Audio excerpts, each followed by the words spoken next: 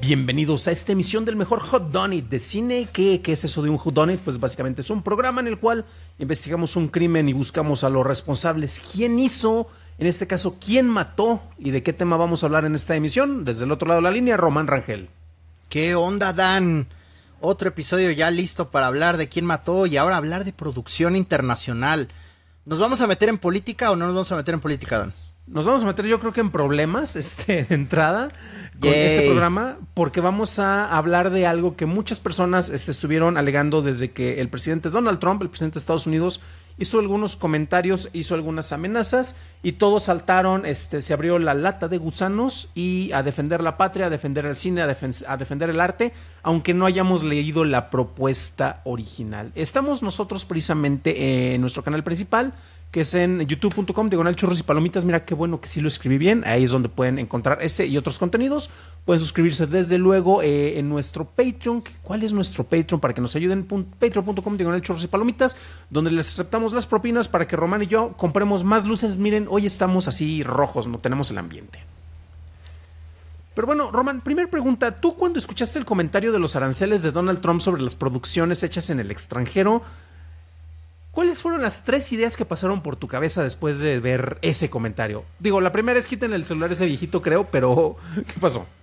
Que de todos modos el viejito no tuitea, ¿verdad? Técnicamente todo lo postea en Truth Social y de ahí lo comparten en X. Bueno, cuando lo leí me dio un poco de risa porque si alguno de ustedes tiene el gusto de leer a Donald Trump, es como habla el señor. Básicamente es un troll que dice cosas para escandalizar y al final todos nos indignamos, escribimos que Donald Trump es un bla bla bla bla bla bla y ya de ahí se genera una discusión que no tiene generalmente ni pies ni cabeza, porque generalmente lo que escribe el señor no tiene ni pies ni cabeza. Entonces, me pareció divertido, me pareció chusco, porque el tema de los aranceles, pues lo ha venido diciendo prácticamente desde que entró en su segundo término, y pues quiere cobrar aranceles de todo. Entonces, lo primero que pregunté es, ¿cómo demonios puedes cobrar aranceles de una propiedad intelectual que es una película, no?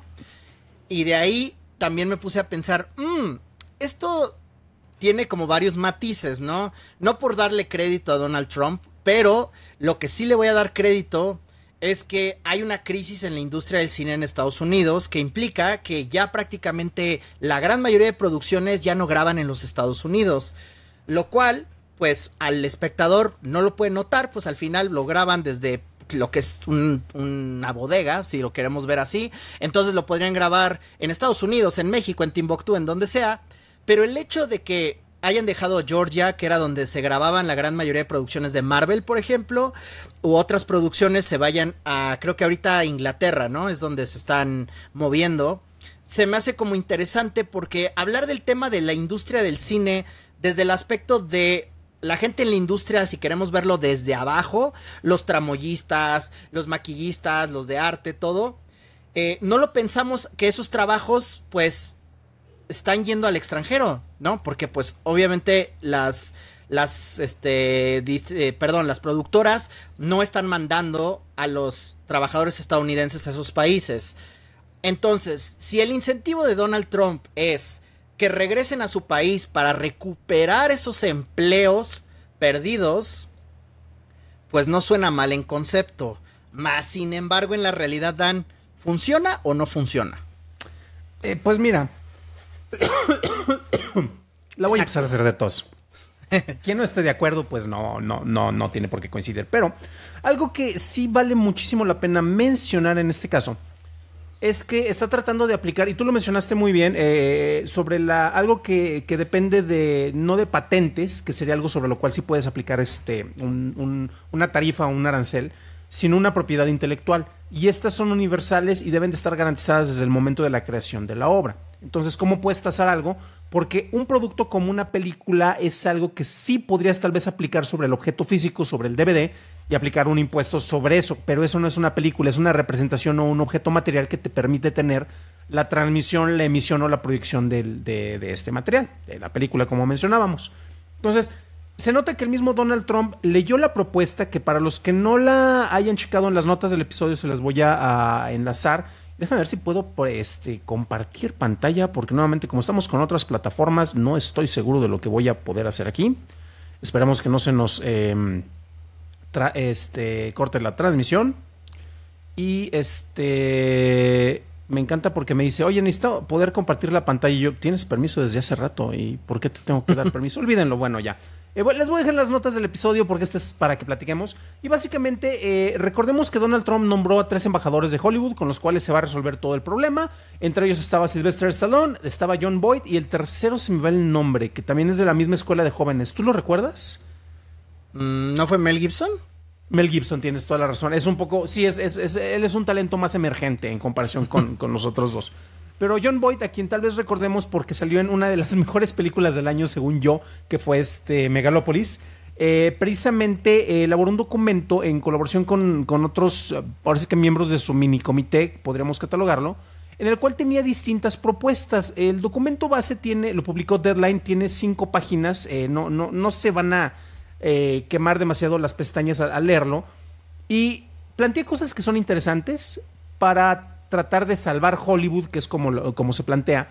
Pero la cuestión y la peculiaridad que tiene es que, como en una de esas notas habla acerca de aranceles, adivina, de los 27 puntos que está discutiendo, ¿cuál fue el que le interesó a Donald Trump?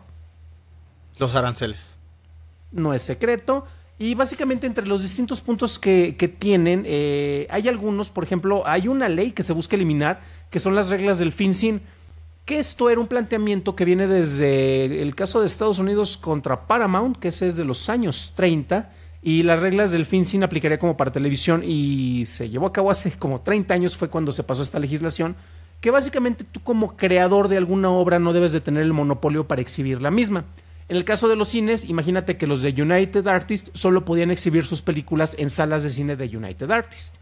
En México, imagínate que tú tienes una película que fue producida por Cinépolis, solo la vas a poder ver en Cinépolis, o distribuida por Cinépolis, solo la vas a poder ver en Cinépolis. Muchos dirán, Quiquiri, yo voy a Cinépolis nada más y no me importa lo que existe en otros lados, pero para personas que solo en sus lugares en donde existen, o los cines que tienen más cercanos, solo tienen un complejo de la competencia, pues era como de que no hay competencia, entonces yo tengo derecho a ver ese contenido. Eso era en el cine. Estados Unidos le ganó a Paramount en su momento y se eliminó esa regla. Esto pasaba también en la televisión, en el cual tu show de horario estelar no podía ser transmitido en tu mismo canal. Vámonos a Apple TV, que es un caso más reciente. Una de sus series más exitosas de todos los tiempos, Ted Lasso. Seguramente tú sí sabes, Román, la viste en Apple TV, pero ¿quién producía Ted Lasso? ¿No la producía Sony? No. ¿O quién era? No recuerdo. Close but not cigar, cerca pero no tanto. Warner. Entonces, mientras muchos se quejaban de que Warner tal vez no tenía mucha producción y Sony es el principal vendedor de armas, traficante de armas de cine y de televisión, pero Warner tenía una producción importante que no iba únicamente para Max, y eso es normal, de la misma manera que Yellowstone en su momento únicamente se transmitía en Universal, si no me falla la memoria, cuando era la franquicia más poderosa de Paramount, y después pues las secuelas, precuelas y demás únicamente las estaban teniendo en su plataforma. Pues básicamente se eliminó la regla que impedía, o se quiere eliminar la regla de ese monopolio de contenido. Pero bueno, son muchos los detalles, me voy a enfocar en los que son los más importantes. Básicamente es que la mayor cantidad de producción y postproducción se lleve a cabo en nuestro territorio nacional.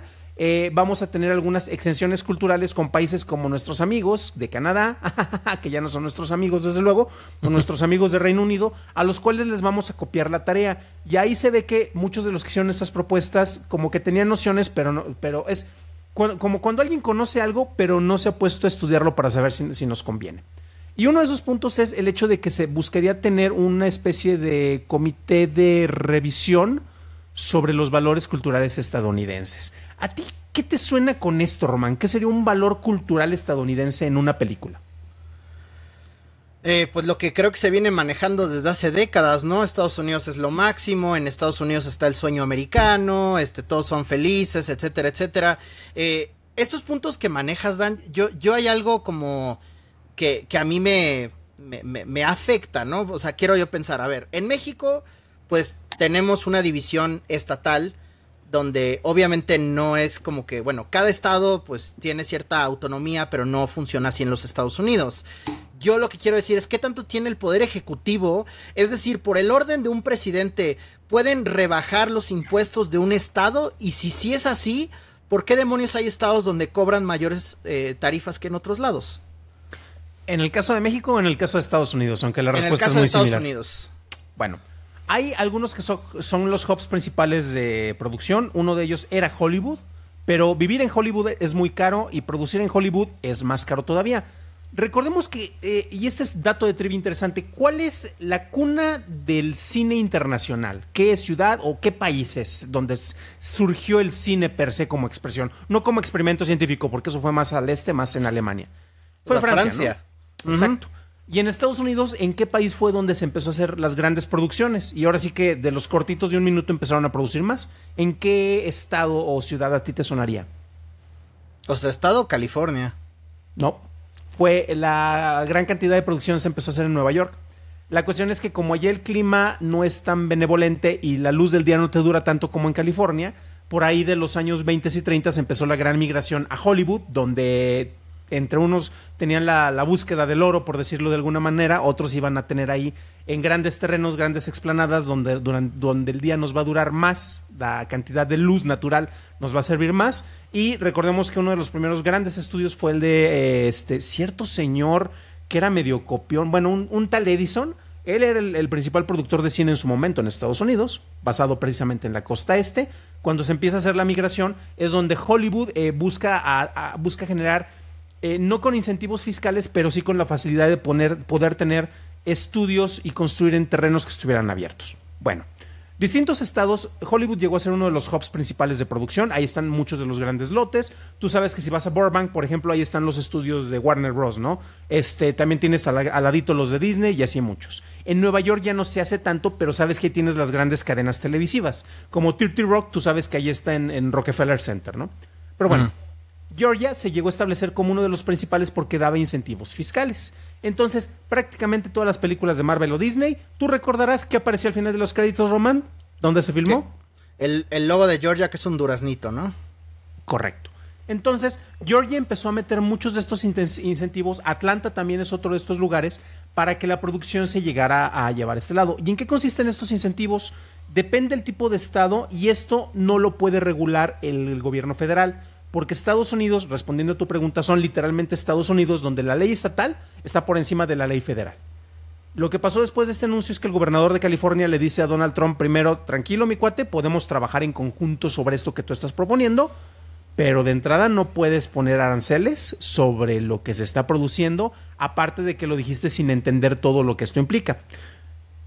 Román, tú que das clases y que has sido productor, que sigues siendo productor de contenido, productor de cine, ¿cuáles son como que las etapas principales para el desarrollo de una película desde el origen hasta cuando lo ve una persona? ¿Cuáles ubicas tú como los principales bloques? O sea, desde que se empieza a hacer un proyecto, pues bueno, es escribir el guión, hacer una carpeta de producción, obviamente presupuestar, contratar, todos la gente, ¿no? Los servicios, los actores, etcétera, etcétera, ¿no? Eso sería como parte de la preproducción, ¿verdad? Parte de la preproducción, sí. Después de esto tienes lo que vendría siendo la parte de la producción. Me encanta la expresión. Viene lo que viene siendo, aquí se lo manejamos, lo que viene siendo la producción. Y después tendríamos la postproducción y después la exhibición. Son como que los grandes bloques y cada uno tiene distintas características como las que tú mencionaste, ¿no? En la primera categoría. Entonces, los aranceles se aplicarían sobre qué, en el caso de que pudieran aplicar sobre un producto físico, que el cine no lo es, pues tendría que aplicar sobre la producción o la postproducción o sobre la etapa que hicimos únicamente de juntar números para ver cuándo tenemos que cobrar. En teoría podría ser sobre la producción y es otro de los puntos que vienen en la propuesta de John Boyd, en el cual si tú tienes estímulos fiscales para que filmes en Atlanta, para que filmes en Georgia, para que filmes en California, en el cual, de hecho, una de las propuestas es que se puedan juntar. Entonces, el sueño es que, imagínate, Román, tú produciendo una película en Estados Unidos y que yo te digo que de bote pronto el 50% del presupuesto te lo van a pagar los Estados Unidos. ¿No te suena como una propuesta interesante? Sí. Y eso podría ser si la primera parte de la película la grabas, por ejemplo, en Montana, en los ranchos de Taylor Sheridan tal vez, y ellos te ofrecen un 12%, ellos no pagan tanto. Después te vas a Georgia, donde vas a grabar en estudios de pantalla verde, en los bonitos panoramas de Marvel, desde luego, y ellos te ofrecen un 25% de regreso sobre los impuestos que pagas por estar filmando en ese lugar. Entonces ya tienes un 25% y luego que teníamos un 12% por allá, luego te vas a California en el cual te vamos a dar un 18%, ya tienes un 40% acumulado y vas a poder juntar varios estímulos fiscales por hacer un recorrido en la gran Unión Americana. ¿Qué te parece si juntamos a dos charolastras y hacemos un road movie recorriendo todo Estados Unidos, güey? La película nos va a salir gratis, ¿no? Prácticamente. Son increíbles, pero aquí yo tengo una duda. A ver, si yo aceptara este magnífico plan, ¿no? O sea, quiere decir que si yo filmo una historia en el lugar donde estoy, tengo que hacer mención directamente de donde está situada. Sabemos que por mucho tiempo Vancouver era la ciudad de Nueva York en las pantallas, ¿no? Tanto de televisión como de cine. Entonces, ¿quiere decir que le voy a hacer también propaganda a Estados Unidos? Sí, no tienes que decir explícitamente que ese lugar. Depende porque cada estado puede tener distintas representaciones. Los peores negociadores van a querer que tú creas que estás haciendo un promocional de turismo del lugar. Los mejores negociadores, pues no, está aquí filmado y no te tengo que poner, no sé, la estatua de Rocky si estoy grabando en esta ciudad, o que se vea la estatua de la Libertad por acá, o la estatua de Robocop en Detroit. Entonces, depende de los juegos de negociaciones y quién las esté haciendo. Entonces, eso no está establecido como de que se note que estamos comiendo un hot dog afuera del World Trade Center, ¿no? Entonces, ahí sí, porque quiero yo pensar que Mel Gibson, que va a entrar justamente a la producción de La Pasión de Cristo parte 2, va a filmar en los Estados Unidos, pero obviamente no es Cristo en los Estados Unidos, ¿verdad? Supongo que va a ser Montana como Jerusalén, o ¿cómo le va a hacer? Pues mira, podría ser que haga una versión, lástima que, bueno, no lástima, tenemos la peculiaridad de que por cuestiones de fe él está muy asociado con una comunidad cristiana católica, y pues yo diría se podría asociar con los mormones y grabar en Utah, ¿no? Entonces, pues ahí hay unas tablas doradas que dicen que Cristo estaba en Estados Unidos y es lo que creen muchos estadounidenses, entonces, maravilloso, ¿no?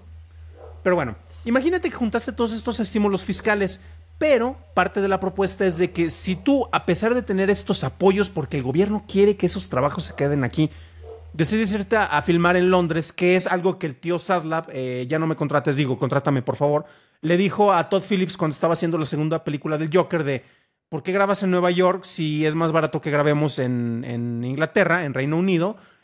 Porque allá me están dando los rebates de impuestos, me estoy recuperando como un 30%, cuando aquí pues únicamente íbamos a recuperar como un 12% o un 15%. ¿Por qué no te vas para allá? Fue una discusión y bueno, Todd Phillips sabemos que hizo una película que no pegó del todo, pero esa es parte de lo que te ayuda en las decisiones de producción. Bueno, si tú, a pesar de tener estímulos en Estados Unidos, te decides ir a otro país como Reino Unido, ahí sí entra un arancel del 120% sobre los estímulos que te iban a dar. Entonces, en pocas palabras, te iban a penalizar el dinero que ellos te dieron para filmar allá, me lo vas a dar completamente a mi gobierno de Estados Unidos, parezco de la 4T, y aparte te voy a quitar un 20% para las becas para los jóvenes talentos que buscamos desarrollar. Porque parte de la propuesta era para desarrollar distintos labores y especialización para que estos sean trabajadores para la industria cinematográfica y de la televisión en nuestro país. Que objetivamente yo creo que eso es algo positivo, a menos que tú quieres que haya nuevas generaciones de cineastas. Yo quisiera, pero no sé si todos quisieran. Exacto, entonces debemos de apoyar esta propuesta. Bueno, son muchos detalles, sé que ya toqué distintas aristas, pero eran como que los puntos más principales. El manejo de la revisión cultural estadounidense, que estaría copiando el modelo de Reino Unido, el manejo de aranceles o tarifas, precisamente si te quieres ir a otro lugar teniendo incentivos fiscales aquí. Vamos a darte más incentivos para que todos los estados de la Unión Americana básicamente te ofrecieran y pudieras filmar en varios lugares. Y ahí tenemos el caso de Taylor Sheridan, que recordemos que él originalmente su serie no la grababa en Montana, y gracias a que se empezó a ser conocido precisamente Yellowstone y todo, fue de, caray, pues ya tenemos que empezar a base de presión básicamente, logró hacer que el gobierno de Montana y también el gobierno de Texas con sus otras series le dieran dinero por filmar en esos lugares, para que no hubiera una centralización por parte de Georgia y de Atlanta en ese caso en particular. Y bueno, desde luego incentivar el talento, que se dieran créditos para la construcción, y ojo porque esto les va a encantar a la banda mexicana, créditos para la construcción y mejora de salas de proyección de cine, estudios, postproductoras y entrenamiento para el trabajo de las distintas áreas que ya lo había mencionado. Entonces, si te fijas, todo eso que estaría entrando de dinero, esto era lo que se promovió, que también siendo objetivos no son ideas nuevas, ¿no? O sea, por ejemplo, Román, de todo lo que hemos hablado aquí, ¿ha habido algo que tú creas que no es algo que ya lo hemos discutido, sobre todo para el cine mexicano, como cosas que nos ayudarían? Sí, pero creo que suena igual de descabellado. Obviamente son distintas industrias, o sea, creo que no aplican muchas de las cosas, pero prácticamente no hemos dejado de hablar de esto. Bueno, no nosotros, sino la gente se ha discutido desde prácticamente los años 70 con el gobierno de Luis Echeverría. Creo que estos incentivos que se han intentado para que la gente regrese a las salas de cine, pues evidentemente no han funcionado, y yo no sé si un modelo similar al que se propone ahorita en Estados Unidos funcionaría con nosotros. Digo, sería interesante que alguien tuviera la visión, porque no creo que viniera desde el IMCINE, desde el gobierno, definitivamente no los veo, pero pues funcionaría aquí. Alguien tendría que aprobarlo, ¿no? Para que dijéramos con certeza si esto no funciona. Pero yo creo que hay muchos mecanismos que justamente impiden lo mismo, ¿no? El desarrollo. O sea, lo que mencionas en Estados Unidos del apoyo a Taylor Sheridan, pues obviamente son series que también fungen como propaganda turística, ¿no? Las series de Taylor Sheridan. Pero yo me pregunto, ¿el gobierno también sería tan generoso con otros realizadores novatos? ¿Alguien que quisiera hacer su ópera prima en Texas, por ejemplo? No lo sé. ¿A quién beneficia realmente esto? También hablando de cineastas, ¿no?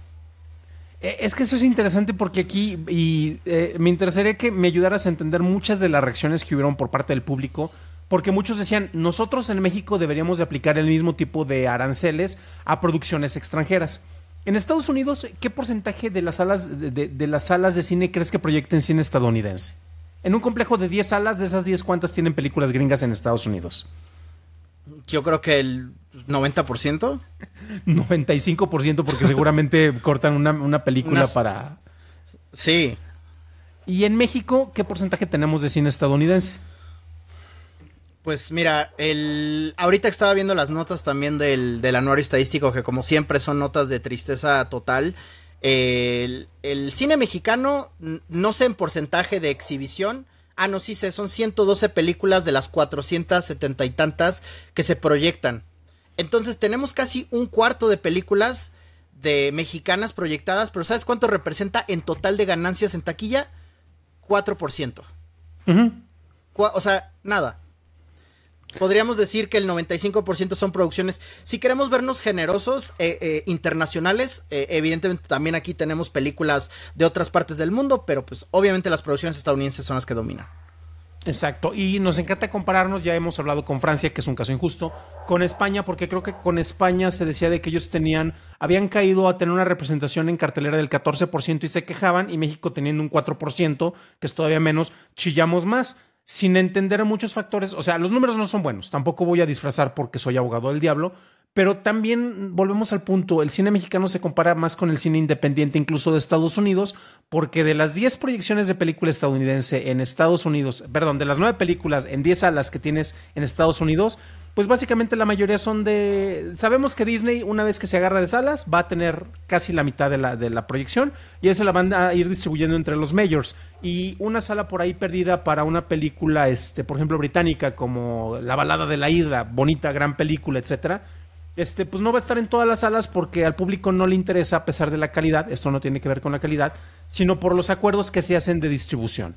Entonces, pues ahí es donde tenemos que analizar distintos detalles. Una pregunta, Román, tú que estuviste haciendo una revisión del anuario estadístico, ¿te acuerdas si hubo alguna mención sobre cuánto se estaba gastando en producción o en mejora, por ejemplo, de lugares para la producción como los estudios Churubusco? Es algo que estuvo reciente, pero no me acuerdo si fue por parte del anuario o porque se anunció una inversión en México sobre eso. O sea, ¿dices tú de la inversión de Netflix? No, es que ese es el punto que voy y ya me acuerdo. La semana pasada, precisamente en la mañanera, que ya aparece el anuncio de miren quién invierte aquí, nuestro amigo en el Discord, el buen Luis, nos comentó en parte de los anuncios y cuánto iba a invertir el gobierno, ¿no? En nuestro Discord, de charlas y palomitas, desde luego. Y ahí nos dijo, déjame ver si de pura casualidad puedo encontrar el dato y a ver si no se me va la pantalla. Sí, recuerdo que lo mencionó, pero también yo olvido el dato. Dame un segundo. Porque es muy importante la relación con lo que tú ya mencionabas de Netflix. Yo sí te puedo decir que Netflix se comprometió a invertir $2 millones en mejora de los estudios Churubusco. Y yo, al comparar con lo que se revelaba por parte de... A ver, aquí creo que ya encontré el dato.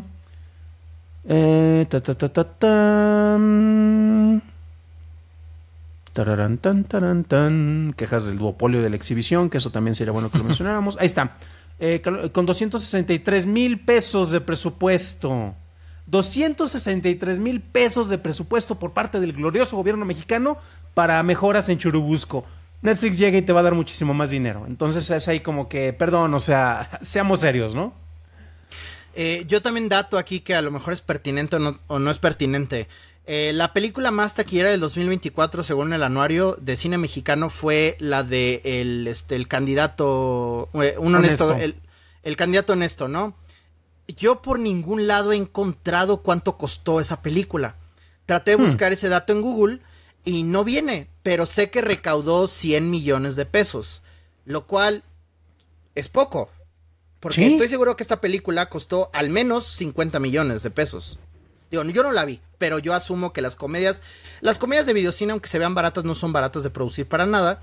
Entonces, este tipo de datos, si hablamos de la película más taquillera, si nos vamos para abajo, pues obviamente tenemos películas que hasta están en los cientos de miles, ni siquiera de los millones, lo cual pues es sumamente alarmante. Pero esto de invertir en Churubusco, o sea, otra vez estamos regresando al tema de invertir en producción, ¿no? Que para muchos es algo positivo. Si yo llego y quiero tocar la puerta del IMCINE o quien sea que me quiera dar aquí un dinerito para hacer mi película, saco mi película. Pero es que otra vez, o sea, la razón por la que Estados Unidos tiene una industria, digamos, mucho más sana que en el resto del mundo, es porque tienen una industria. Nosotros no tenemos una industria. Tenemos una maquinaria que fomenta o incentiva la producción de películas, lo cual es bueno, ¿no? Porque hubo un momento en el cine mexicano donde no teníamos producción, ¿no? Que fue un momento, pues, oscuro, digamos, en nuestra industria, pero ¿qué pasó porque yo estaba platicando con esto en estos días con unos alumnos? ¿Tú crees que el gobierno se puede meter en presupuestos o fondos o apoyos, pero directamente hablando en cuestiones de distribución y no en producción? ¿Se puede o no se puede, Dan? Se puede, lo hace y la gente ignora lo que hace el gobierno en la mayor cantidad de los casos. Y podemos citar casos que hemos visto desde presentaciones en festivales, en Festival de Guadalajara y el gobierno del estado de Jalisco hace 2 años en particular y el año pasado. Hubo noticias muy interesantes sobre la creación de distintas salas de proyección y de exhibición que estaban relacionadas con casas de la cultura. Entonces hay una gran labor que hace el gobierno que se tiene para distribución en las videotecas, por parte, obviamente, colaboración con el IMCINE. Tenemos canales de televisión abiertos, que obviamente no llegan a todos lados, pero Canal 22 llega hasta donde llega. Tampoco es así como de que no llegue a mi rancho San Juan de los Lagos, pero tienes un acceso con plataformas como la de Nuestro Cine, que no únicamente está en internet, sino que tienen el 22.1 y el 22.2, si no me falla la memoria. Transmite gran calidad y gran cantidad de películas mexicanas que la gente no ve. Que en parte yo creo que es una estrategia adecuada el que se haga la transmisión por medios tradicionales como la televisión, porque es a lo que la mayor cantidad de personas tiene acceso, pero el público más quejoso no lo va a ver ahí porque ellos quieren verlo en los lugares en los cuales no van a pagar por consumirlo, que son las salas de cine. Es persona que prefiere descargar un torrent justificando que quiere ver la película que ellos quieren, no en el momento en el cual una distribuidora lo puede traer a las salas de cine en México, no en el momento en el cual hay una licencia para que se distribuya en streaming, sino que tiene que ser cuando se les hinchan sus huevos a estas muchachitas y a estos muchachitos y a estos muchachites, única y exclusivamente porque así lo quieren, a pesar de que no te cuesta nada esperarte cuando esté distribuido de una manera legal y se haya adquirido y esté disponible en una biblioteca pública a la cual tú puedes acceder sin que se te cobre. Se nos olvida que sí, la cultura debe ser gratuita. La cultura es gratuita y hay medios legales para que se acceda, pero ya expliqué en base a qué está el método de reclamo para que les llegue a estas personas. Híjole, mano. Es que los paradigmas aquí suena como que no tienen nada que ver con lo que se intenta hacer, sino más que nada es como cambiar la mentalidad de el consumidor, ¿no? ¿Qué pasaría, por ejemplo, y sabemos que en la Ciudad de México tenemos cinetecas y hay algunas que están a 2 cuadras de la otra? En Querétaro hay una cineteca también, hay distintos lugares que tienen centros de exhibición. ¿Qué pasaría si el gobierno, porque esto es lo que yo entiendo y puedo estar equivocado, ni de chiste, que quieren las personas que quieren que el gobierno se meta con la exhibición y con la distribución? Entonces, yo, papá gobierno, voy a construir salas de exhibición de cine. ¿Tenemos presupuesto para eso o sería tal vez mejor que adquiriera las salas que se fueron abandonando durante la pandemia? ¿Qué te hace sentido para restaurarlo? Una de las cinetecas precisamente se rescató de un complejo de Cinemex, el del CENART, para que se utilizara de esa manera. No tienes que meterle toda la inversión y ahí tienes otro punto de exhibición. ¿En Querétaro se puede hacer eso? ¿Hay algo que el gobierno puede rescatar o en dónde podrían construir otra sala para distribuir y exhibir cine mexicano, Román? Pues es que las hay, salas las hay, solo nadie va. Es que finalmente, otra vez, como datos del anuario estadístico, espacios de exhibición existen. No hablemos ya de la festivalitis, ¿no? Cada año aumentan los festivales de cine, donde vamos a llegar donde no me sorprendería que para antes del 2030 ya literal hubiera un festival de cine por día al año. Es decir, que hubiera 360 porque los números no mienten. Ya ahorita son 150 y tantos, ¿no? No, son 250, más o menos. O sea, ¿sí? Y en 2 años podrían ser 300 y va subiendo. O sea, hay festivales de cine y con festivales, digo, hay espacios donde exhibir. Eso no hay duda. De las salas comerciales también van en aumento. Hay más de 7,000 salas en este país. Las salas se han mejorado porque ahora en Cinépolis, aquí en mi rancho, ya hasta me presumen el anuncio de Barco que ya tienen la proyección láser, que se ve pues más bonito. O sea, evidentemente le están metiendo una inversión. Entonces, ese no es el problema. El problema es esas mismas salas que tenemos, donde tenemos bonitas cinetecas. La Cineteca Nacional, no he ido a la de Chapultepec, pero pues la cineteca, la que todo mundo conocemos, es una cineteca pues que está bien puesta, que va gente, al menos ahí hay un grupo de una cinefilia presente, que al menos, digamos, es su público cautivo, pero al menos van y consumen películas porque hasta se acaban los boletos para las películas, y eso está chingón. Pero ese modelo de ese como centro cultural donde todo el mundo quiere ir porque medio hipster, lo que sea, ¿se puede replicar en otros lados? Yo creo que sí. El problema es que, como dices, también, si el público no hace un esfuerzo consciente por buscar las cosas que supuestamente exige, de todos modos se van a quedar como espacios muertos. Entonces la inversión va a estar ahí, pero los espacios también sobreviven porque hay cafeterías, porque hay tienditas, porque hay cosas.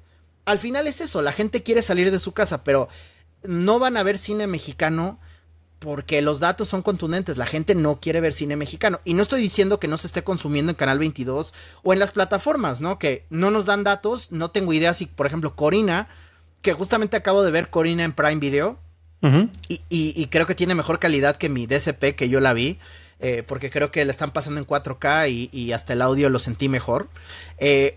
Pero ¿cómo demonios sé si alguien está viendo Corina o Corina está de adorno para decir, miren, bonita película de cine mexicano, pero ¿qué creen? Ya mañana nos olvidamos porque Prime tiene otras prioridades que venderte, ¿no? Si no es la nueva temporada de The Voice, es Señor de los Anillos, qué sé yo. O sea, mi pregunta es, si tampoco tenemos esos datos, ¿cómo puedo tener por seguro que realmente alguien está consumiendo el cine mexicano? Déjate tú en salas de cine. En algún lado. ¿Quién lo está viendo? Es que hay datos y no hay datos. Por ejemplo, Netflix no te va a compartir Netflix, que es de los más reservados, te va a compartir minutos de visualización. Ya no te va a compartir cantidad de suscriptores, ni te va a decir cuántas personas se suscribieron. Y lo primero que vieron fue, o en el caso de Prime, yo me suscribí porque quiero ver Corina. En el caso de nosotros, y lo tenemos en el Discord de Charlas y Palomitas, Shameless Plug desde luego, y recuerden que pueden ser parte de esa comunidad si nos echan la mano también aquí en patreon.com/churros y palomitas, desde luego. Yo soy del fiel club, me acabo de volver hace unas semanas del fiel club de que siempre voy a pagar mi suscripción a Apple TV, siempre y cuando sean 60 pesos por 3 meses o menos, porque no estoy dispuesto a pagar dinero. Y me suscribí por la única razón de que quiero ver de estudio, o porque quiero ver, ¿cómo se llamaba la que estaba antes? La otra serie súper popular. Severance. Severance, gracias. Entonces, ese tipo de números de que la persona se suscribió para ver este tipo de contenido, sí los tienen, los pueden revelar, pero puede ser discrecional. Pero esto curiosamente nos va a llevar de regreso a la solución para todo que viene gracias a la propuesta de John Boyd y malentendida por Donald Trump. Queremos que se vea el cine nacional, pongamos tarifas para que todo el contenido internacional, y lo vi en redes sociales, me encanta el nivel de... Me abstendré de decir pendejez porque sería muy fuerte para las personas a las que les afecte. El nivel de desconocimiento sobre cómo se manejan las cosas, porque ¿qué pasaría con una plataforma como Prime Video si no hubiera nada de contenido que no fuera mexicano, o si para ver este contenido en tu suscripción tuvieras que pagar un 20% más del costo por ver ese contenido internacional? ¿Esto incentivaría que viéramos más contenido nacional, Román? ¿Tú qué crees que pasaría? No creo que, no. Y para empezar, yo creo que el 0.001% contrata Prime para ver contenido mexicano. Así. No tengo datos, pero tampoco tengo dudas de que absolutamente nadie contrata ese servicio. Todavía si habláramos de ViX, ahí tendría más sentido, ¿no? Pero en Prime, o sea, qué padre que traen películas mexicanas, ¿no? Les aplaudo, o sea, no me quejo. Pero al fin de cuentas, está en una plataforma que también... lo que buscan es como tener contenido, no es, o sea, el contenido puede ser lo que sea, puede ser la nueva de Derbez, puede ser Corina, o sea, al final no estamos hablando ni siquiera de calidad, ¿no? Y hablando también de, que es un tema que también quiero tocar, hablando de las temáticas que se quieren fomentar a través de los estímulos. Si en Estados Unidos tenemos que viven en un país totalmente polarizado, ¿no? Segregado en ideologías, tanto de derecha como de izquierda, etcétera. También vemos que en el entretenimiento Hollywood es casi enteramente liberal, al menos en lo que se produce, pero también el contenido más conservador tiene una popularidad. Me atrevería a decir que Taylor Sheridan es contenido más conservador. No llegará al extremo, por ejemplo, de la serie de The Chosen, que hasta se exhiben salas de cine los episodios y tienen éxito en salas de cine y luego tienen éxitos cuando llegan a las plataformas, porque el contenido religioso cristiano católico es sumamente popular allá, ¿no? Entonces ahí tenemos estos mercados, pero aquí tenemos ese tipo también de mercados, es decir, ¿cómo podríamos separar el contenido mexicano? Para mí es las comedias y todo lo demás. O sea, yo así lo divido. Llámese comedias románticas, pero las comedias siendo el género más exitoso en México y el único que es redituable. Tal vez el cine de horror o algún drama habrá sus excepciones, pero en general la comedia es el único género redituable en México. Pero no lo podría yo decir que hay comedias conservadoras y comedias liberales, o sí dan. ¿Tú sí lo ves así?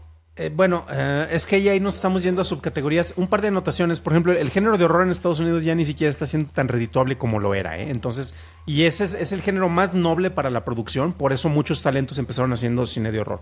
Y es curioso porque ahorita que hablabas de series como The Chosen, aquí en México se proyectaron también y les va bien. Mel Gibson ha sido de los más exitosos. Angel Studio, y lo hemos mencionado, ha tenido 2 grandes casos de éxito. Lanza tu película para la cuaresma, porque tienes literalmente público. Actualmente en cartelera hay una película en Cinemex enfocada en la vida del Papa Francisco. Entonces, si hay nichos interesados en eso, que sería el cine más religioso.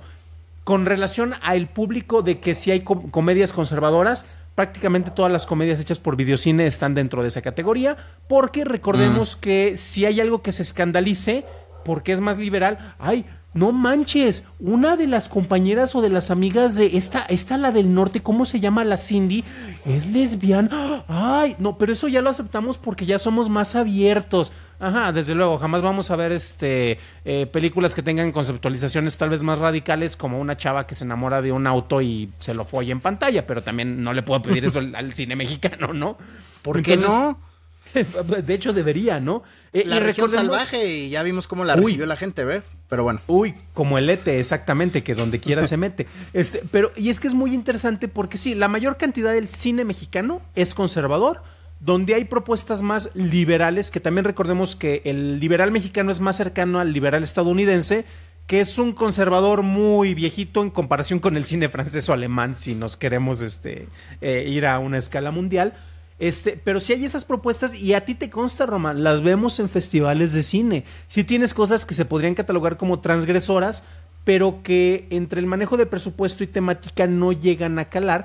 Y esas propuestas, muchas que son muy valiosas, tristemente no llegan a tener exhibición o distribución, porque caemos a el mismo referente en el cual al público no le interesa ver ni siquiera el cine mexicano comercial. Son contados los casos en los que se ocurre. Y revisando, por ejemplo, la última revisión de Canacine de taquilla, hay 2 películas mexicanas en el top 10. Fíjate, eso me da mucha emoción y mucho gusto. No están a los niveles de Sinners o los Thunderbolts o El Contador, pero el hecho de que tengas Un Cuento de Pescadores, sí, yo ya sé que le he promocionado, saludos a Arturo y a toda la banda que estuvieron en la producción, tienes Loco por ella y saludos a Rodrigo. Es que tengo que presumir que 2 cuates y 2 conocidos tienen películas que están en el top 10 ahorita, me emociona, pero ves que una tiene una recaudación de 5 millones y la otra una recaudación de 29 millones y lo mencionaba Oliver Meneses.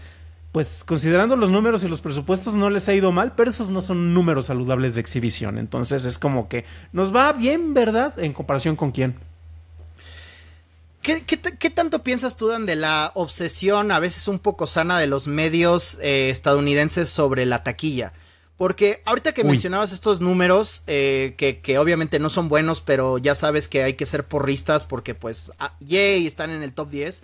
Pero también seguramente tú te enteraste que en el primer fin de semana Variety pues menospreció la taquilla de Sinners.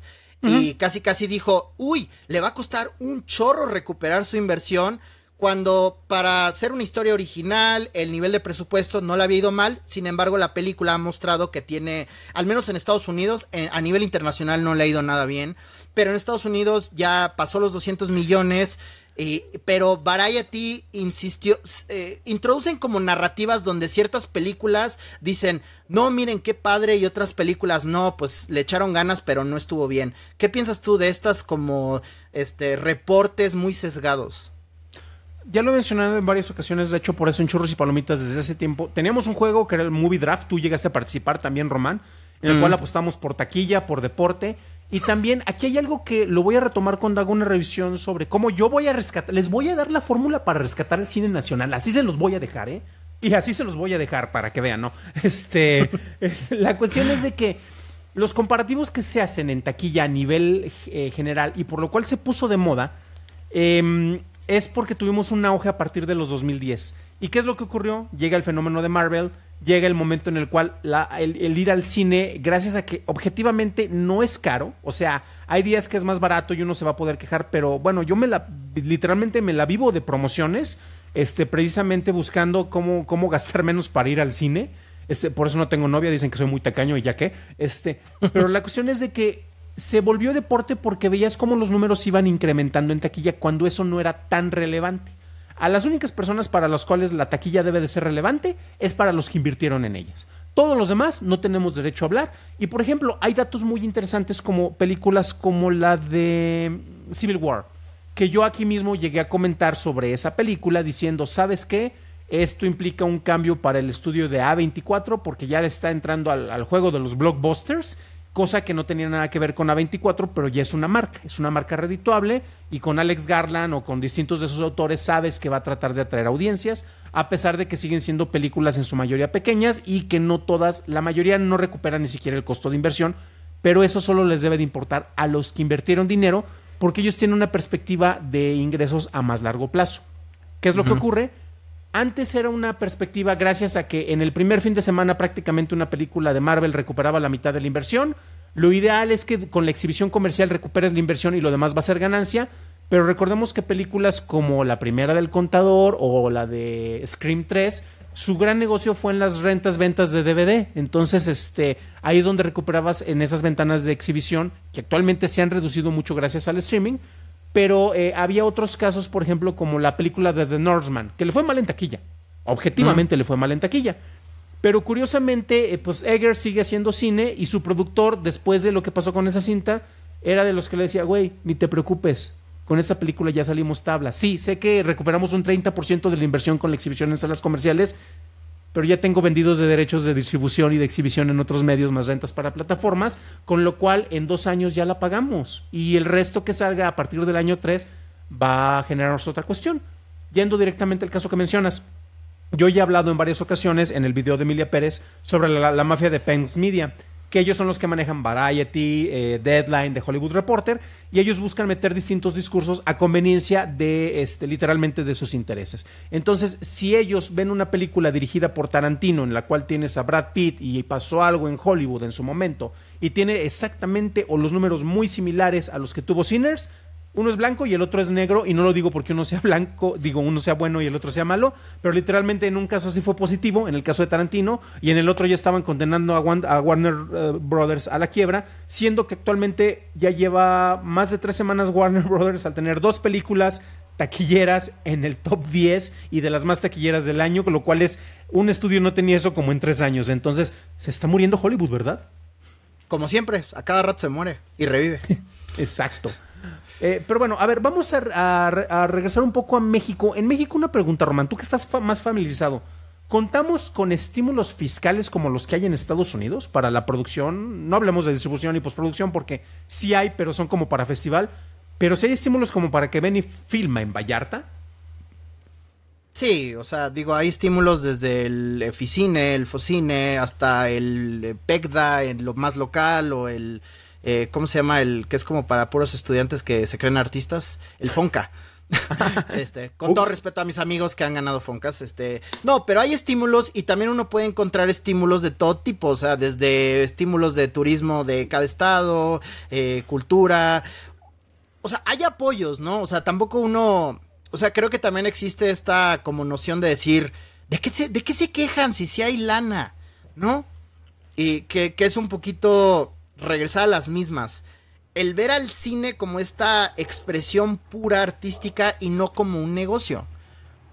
O sea, sé que el gobierno, sus incentivos fiscales prácticamente se reducen a ser deducibles de impuestos, ¿no? Los impuestos que de todos modos se generan, pues los pueden desviar a la cultura y al arte, y bueno, se aprecia porque de otra forma literal no existirían, no habría un fomento para este tipo de productos, pero al final el gobierno nunca te va a decir, óyeme, el Focine que yo te di $1,000,000 de pesos, ¿cuándo los voy a ver de regreso? Porque efectivamente nunca los vas a ver de regreso, porque no hay forma de que la taquilla, para empezar, idealmente todo el dinero que recauda va a un distribuidor, ¿no? O sea, no va a ir al gobierno. Entonces el gobierno, pues lo único que puede hacer es levantarse el cuello y decir, apoyamos a tantas películas, pero curiosamente, y si uno lee el anuario estadístico, que otra vez, es un gran labor, no estoy criticando al gobierno, el anuario estadístico está muy bien investigado, especialmente el de este año,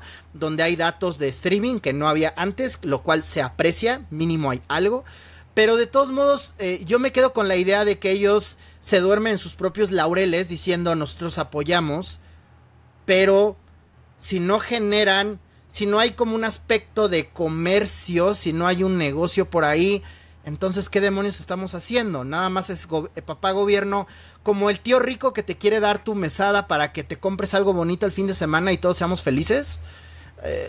No, para mí no tiene sentido, y no solo no tiene sentido, sino a largo plazo no es sostenible, ¿no? Y si nos cae una crisis, que bien podría haber una crisis porque este país ha pasado por varias crisis y volverá a pasar por otra crisis, ¿no? Pues otra vez se nos va a morir el cine mexicano, y cuando llegue ese día, ¿a quién le vamos a echar la culpa? Le vamos a echar la culpa al gobierno, le vamos a echar la culpa a los cineastas, le vamos a echar la culpa a los productores, a los gringos, pero al público no le vamos a echar la culpa, ¿verdad? Porque el público es sagrado.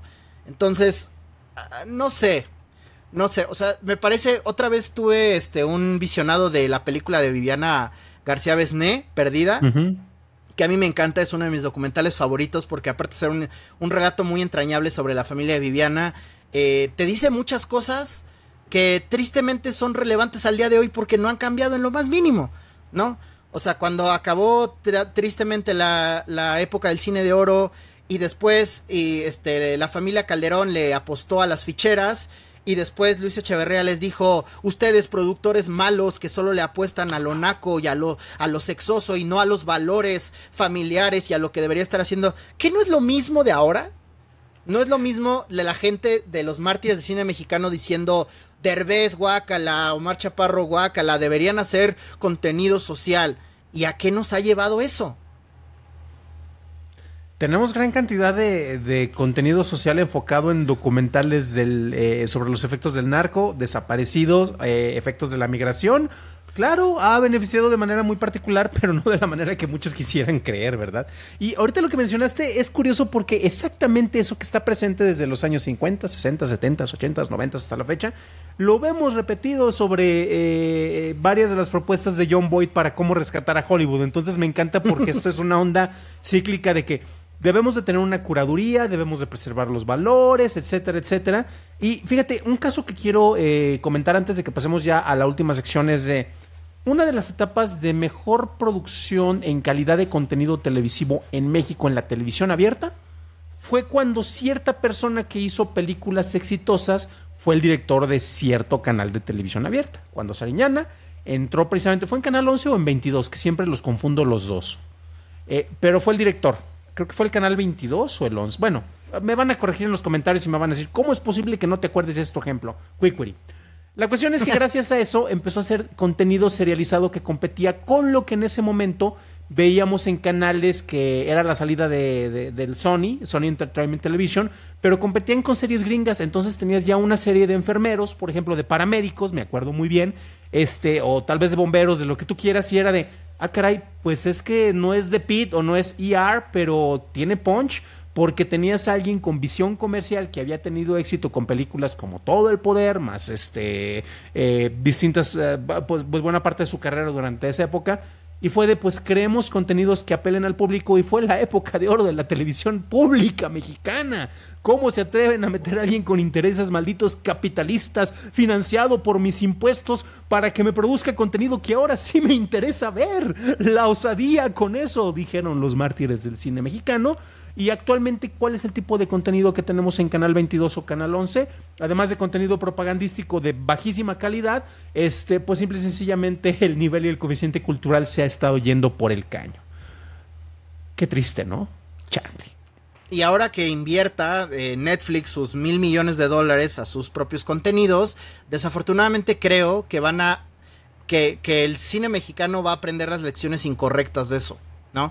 Porque Netflix, lo sabemos, se le ha criticado a Netflix desde que en Cannes ellos dijeron no queremos exhibir nada en salas de cine, y todos en la industria dijeron cómo se atreven a disrumpir un modelo sagrado desde hace cuántas décadas.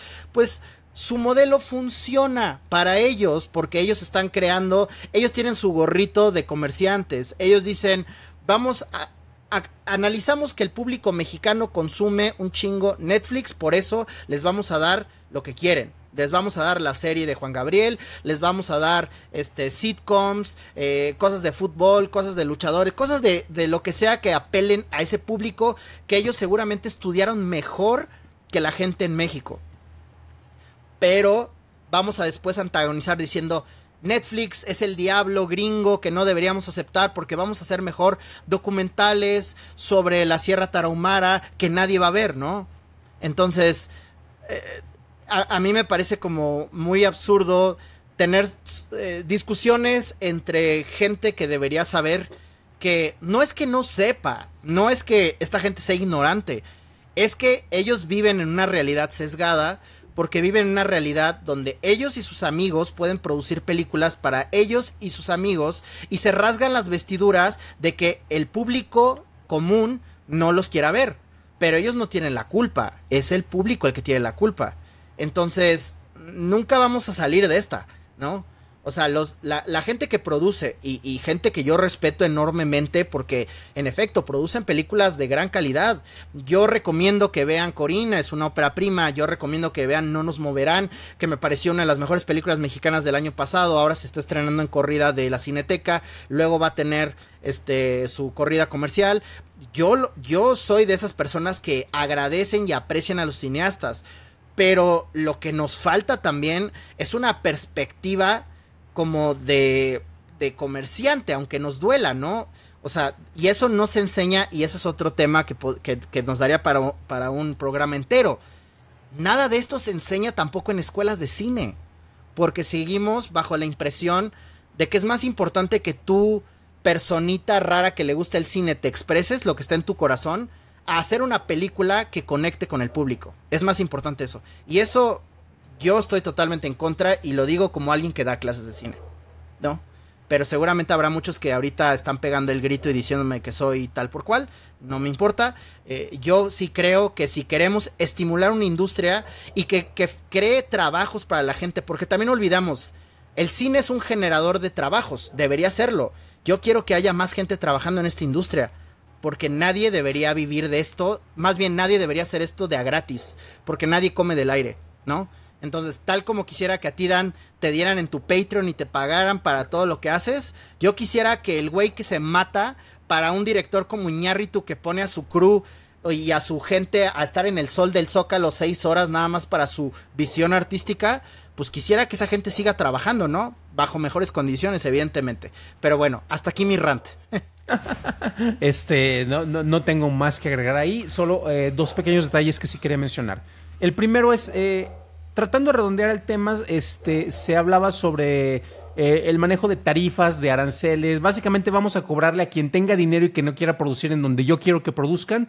México podría aprovechar eso en el sentido, ya hablamos del caso de Netflix, que por eso están apoyando la producción nacional, y ellos también la tienen muy fácil. Si este contenido no lo puedo importar, que nuevamente es bastante inviable una medida arancelaria sobre la propiedad intelectual, pero lo estoy pensando para el consumo en el continente, y México como mi hub de distribución.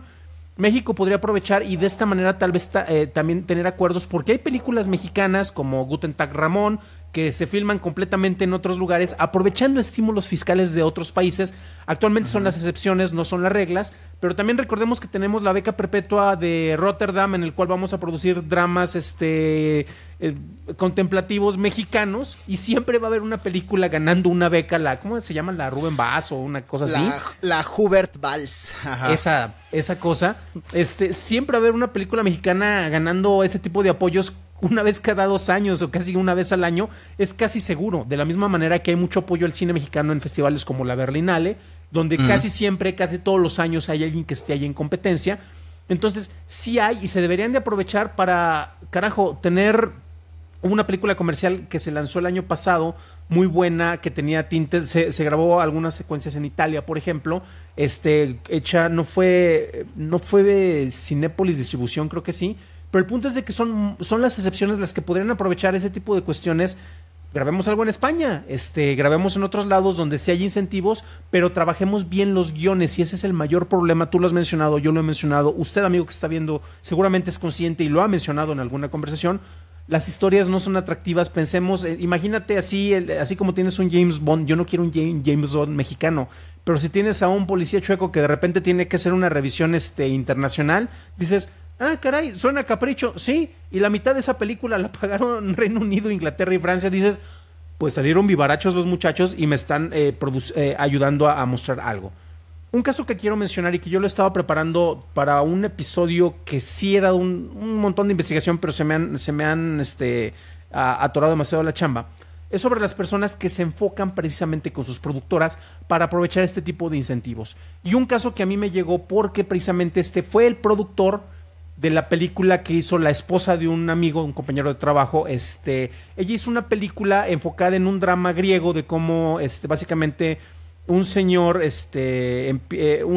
una relación que se da entre dos personas que son mayores, pero tienes cuestiones y duelo con el Alzheimer porque son personas mayores, y es básicamente, imagínate, como una, no comedia romántica, pero historia de convivencia de adultos de otra edad, y con tintes básicamente de ascendencia griega. Literalmente se van a grabar en estos lugares, no ocurre necesariamente en Estados Unidos, pero uno de los productores de esta cinta, que ha estado únicamente en festivales muy independientes, pero que este equipo que hizo esta producción con menos de $10 millones estuvieron moviendo por todos lados.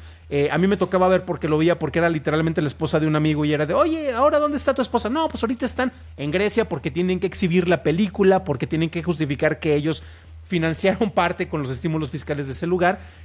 Ahora estábamos en Italia, después de Italia nos pasamos a España, etcétera, haciendo la ronda, porque estaban peregrinando para justificar que recibieron dinero de distintos fondos internacionales. Una película que se podría hacer en México, únicamente grabada en La Condesa, no, grabada en una ciudad, porque no necesitabas justificar que tiene que estar en otro país.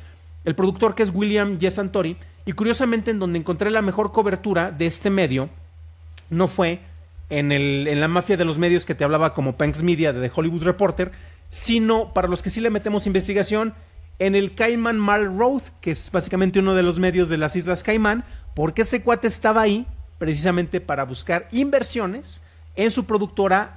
Tenía producciones con Ron Perlman y con otros talentos de películas clase B, películas que sabes que estaban destinadas como para los botaderos, pero que él estaba en un sector que se dedicaba a la producción constante, buscando y aprovechando estos estímulos fiscales. Tristemente se suicidó porque llegó un punto en el cual las deudas no eran sostenibles, pero él era un representante de un sector que estaban ahí en chinga, buscando y curiosamente dándole oportunidad a talentos emergentes que tú dices, ¿sabes qué es el tipo de películas que jamás voy a ver? Porque ni siquiera llegaban a festivales de este lado, porque ellos estaban enfocando en los mercados que les estaban dando estímulos fiscales para justificar la inversión en el cine, que es algo que no he visto aquí en México, así de simple.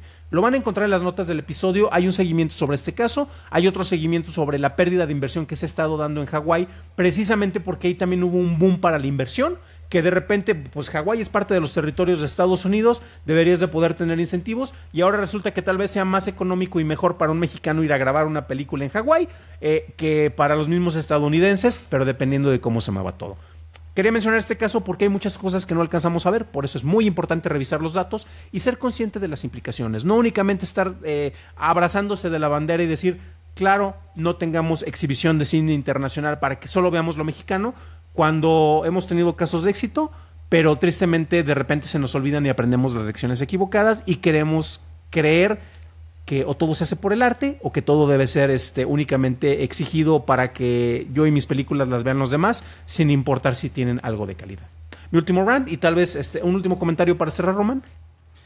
Yo nada más tenía un comentario que, hablando de coproducciones internacionales, se me hace interesante el caso de Piano, porque Piano ha hecho varias coproducciones, pero lo que se me hace curioso es que casi siempre el país dominante es un país externo a México. Por ejemplo, cuando Leos Carax filmó Annette, hubo un equipo de producción mexicano, creo que Sebastián Hoffman hizo una unidad en Los Ángeles.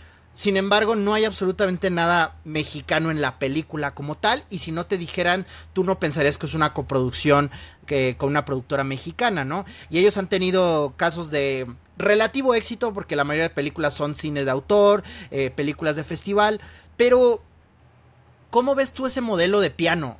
O sea, ¿realmente es sostenible, Dan? Porque ya también tienen, pues creo que desde el 2011 está Piano, ¿no? O sea, ya tienen más de 20 años, casi 25 años, y pues creo que es un modelo que, pues yo no veo que genere tampoco una taquilla necesariamente en nuestro país, pero es muy sonado porque cada vez que me meto a su página tiene en efecto varias nuevas producciones. Se han sabido mover y seguramente han bajado estímulos que han hecho que pues sean, pues ahora sí que exitosos en producir. Pero ¿tú crees que es un buen modelo? Ciertamente es un modelo. Ciertamente es sostenible porque ya tienen más de una década y siguen trabajando en esto. Ciertamente se han enfocado en nichos y han logrado aprovechar lo que de repente muchos se quejan que no se recibe como estímulos. Y es que uno ve el catálogo y, por ejemplo, tienen películas que tal vez nosotros podríamos criticar como Tenemos la carne, y que de hecho lo hicimos en su momento. Tienen películas que podríamos tal vez nosotros alabar, como tienen obra de Barda por Agnes, por ejemplo, o Mano de Obra, o 499. Y ahí nos vamos desde cine mexicano festivalero, o cine para pobres, como decimos algunos, o documental que no podría calar en otros sectores. Pero el catálogo que tienen es increíblemente variado. Tienen Heroico, carajo. O sea, tienen películas que han resonado y que han tenido cierto tipo de éxito comercial, considerando de dónde vienen y considerando cómo aprovechan los recursos. Van a ser las taquilleras, van a tener los números de cualquier película de videocine, ni de chiste, pero ellos buscan tener esa sobrevivencia a través de una diversificación de recursos, lo cual es muy loable, y no lo digo únicamente porque precisamente tengamos a amigos que son productores o que han trabajado allá y que nos han ayudado, han tenido aparición incluso en algunos de nuestros programas aquí, pero honestamente eso es lo que hace que sea sostenible. Y fíjate, eso nos regresa a la cuestión de la taquilla. Es que el primer fin de semana no recaudaron los 5 millones de pesos que necesitaban. Ay, ternurita, hay más maneras de sacar dinero. Muy bien, pues algún otro tema que ya nos pasamos de la hora, creo que nos fuimos por muchos temas, pero ¿podemos cerrar regresando a los aranceles de Trump? Pues mira, el cierre para esto va a ser de que es una medida que únicamente se dio por la calentura de un presidente mercurial que ni siquiera leyó la propuesta. Hay cosas que son valiosas, hay cosas que son imprácticas y hay cosas que deberían de ayudar a mover el sector. Y ojo, porque recordemos que el sector político que más apoya a Hollywood es un estado azul, California, son los demócratas, y Trump literalmente lo quería meter como para moverles el tapete. Él odia ese sector, él odia el sector de la educación y precisamente quiere hacer algo de ruido buscando promesas de la vieja escuela, porque la gran mayoría de los trabajos, ojo, y esto es muy triste, la mayor cantidad de los trabajos dentro del sector son mal pagados. Que haya mucha chamba en el sector de la producción audiovisual suena bien hasta que ves que te van a pagar 4,000 pesos al mes por ser alguien que trabaja en filmaciones, si bien te va. Y muchas veces en México en particular se van a tardar con los pagos. ¿En serio ese es el tipo de trabajo que queremos promover? Yo creo que no. Y en este caso también tendría que ver que tenemos factores que, gracias a las nuevas tecnologías y automatizaciones, ya para qué quiero un editor, si puedo generar materiales con generadores de video, lo meto para que me haga un software, una edición automática hasta con mi celular, y se puede hacer viral y saco más dinero en YouTube que haciendo una película que aparte nadie va a ver. Entonces es como tratar de querer quitar los robots de las fábricas porque queremos que regresen los trabajos a nuestro país. Ilusiones chafas. Ay. Y en esa nota tan deprimente, tan positiva, pues sí, creo que no hay de otra. A mí no me gusta y más en la actualidad. Alguna vez yo gozaba de ser una persona muy cínica que decía, sí, pues así es el mundo y que se jodan todos, ¿no? Pero yo trato de ser optimista en un mundo que evidentemente no es el más optimista en estos momentos. Hay un futuro, más bien hay una luz al final de este túnel. Yo creo que depende de quién lo ve. Y definitivamente los trabajos de esta industria, sí, mucha gente se va a ver muy afectada, se está viendo muy afectada ya desde ahorita. No es algo que tenemos que hablar a futuro, se está viendo ahorita las repercusiones de las IAs, se está viendo las repercusiones de las industrias que cada vez más se van a malbaratar las manos de obra. O sea, eso es evidente. ¿A qué nos va a llevar esto?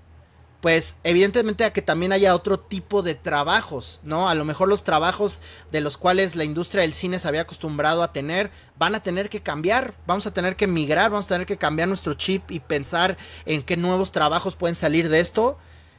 Pues vamos a tener que hacerlo, porque quien no evoluciona se va a quedar atrás.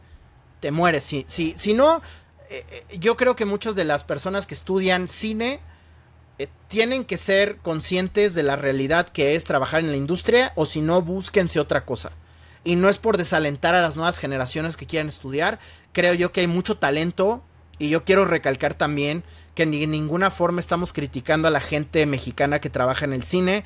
Hay gente talentosísima que conocemos en persona, así directamente. No estamos hablando de fulanito de lejitos ahí que vemos chido, ni nos enfocamos nada más en los 3 amigos, que es la gente común y corriente, son los únicos que citan, ¿no? Los 3 amigos, ¿no? Iñárritu, Cuarón y Del Toro. No. Hay un sinnúmero de gente talentosa que les cuesta un huevo sacar un proyecto, y es dolorosísimo. Imagínense que ustedes trabajen 4, 5, 7, 8 años en una película para que al final la vean 3 gatos nada más en un festival.